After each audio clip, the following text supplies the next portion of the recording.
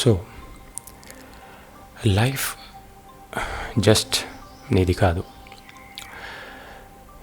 ఇప్పుడు చాలామంది మనము అంటే ఒక ఒక ఏజ్లో ఉన్నప్పుడు లైక్ టీనేజ్, ఆ తర్వాత యూత్, యంగ్ ఉన్నప్పుడు మనం ఏమనుకుంటామంటే ఒక రెబల్ థాట్ అనేది మన మైండ్లో వచ్చేస్తుంది అనమాట.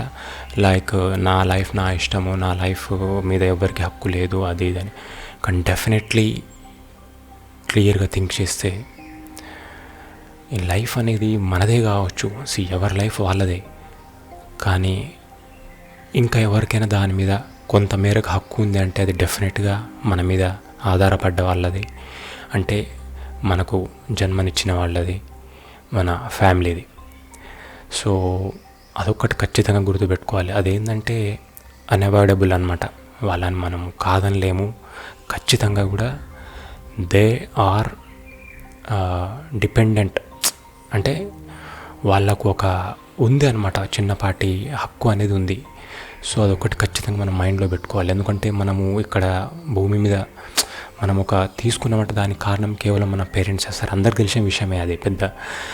కానీ అది మనము రివైజ్ చేసుకుంటూ ఉండాలన్నమాట. ఎందుకంటే వాళ్ళు ఒకటి అంటే సార్ వాళ్ళు ఏ పర్పస్ అంటే ఒక చిన్న ఎక్స్పెక్ట్, అంటే ఎవరికైనా కూడా ఒక ఆఫ్ స్ప్రింగ్ అంటే వాళ్ళ సంతానం అంటే వాళ్ళ ఒక పిల్లలు, వాళ్ళకు ఒక ఐడెంటిటీ ఉండాలి. వాళ్ళకు ఒక రిలేషన్కి ఒక ఎక్స్టెండ్గా ఒక రిలేషన్కి ఒక అంటే ఉండాలి, ఒక బంధానికి అర్థం అంటే అది పిల్లలు.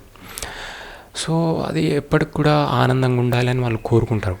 సో అట్లాంటప్పుడు మనం ఖచ్చితంగా కూడా వాళ్ళని మైండ్లో పెట్టుకొని కూడా మనం ఏదైనా పని చేయాలి.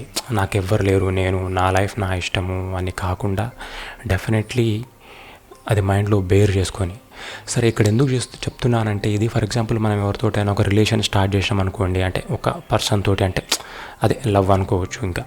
సో అట్లాంటప్పుడు మనము మన పేరెంట్స్ కానీ వాళ్ళను ఒక మైండ్లో థింక్ చేసి, అంటే ఒకవేళ రేపటి రోజు ఇది డీప్ అయితే సో వాళ్ళు యాక్సెప్ట్ చేస్తారా, ఒకవేళ నేను చెప్తే ఎట్లా అని థింక్ చేసి మనము కొంచెము స్టెప్ చేస్తే బాగుంటాయి. ఎందుకంటే నా లైఫ్ నా ఇష్టము, నేను ఎట్లయినా అని కాకుండా నా రిలేషన్ సక్సెస్ కావాలంటే విల్ దే యాక్సెప్ట్ అని ఇద్దరు కూడా మాట్లాడుకొని అప్పుడు కొంచెం అంటే క్యాజువల్గా ఫ్రెండ్షిప్ కోసం నేను అనట్లేను, క్యాజువల్గా ఫ్రెండ్ రిలేషన్ కోసం అయితే ఎవరైనా స్టార్ట్ చేసుకుంటారు, అది నడుస్తుంటుంది. బట్ ఇద్దరు లైఫ్లో కలిసి ఉండాలనుకున్నప్పుడు కొంత థింక్ చేసి, అంటే వాళ్ళ పేరెంట్స్ గురించి వాళ్ళకు కొంత అవగాహన ఉంటుంది కదా, చిన్నప్పటి నుంచి మా పేరెంట్స్ ఇట్లా బిహేవ్ చేస్తారు అదని, ఇవన్నీ మైండ్లో పెట్టుకొని మన రిలేషన్ అనేది ఉంటుందా ఉండదా, అంటే will the acceptors, will it prolong for a long time అని వాళ్ళు డిసైడ్ చేసుకొని, అంటే వాళ్ళ పేరెంట్స్ కూడా మైండ్లో పెట్టుకొని బేర్ చేసుకొని ఇట్లాంటి నిర్ణయాలు తీసుకోవాలి.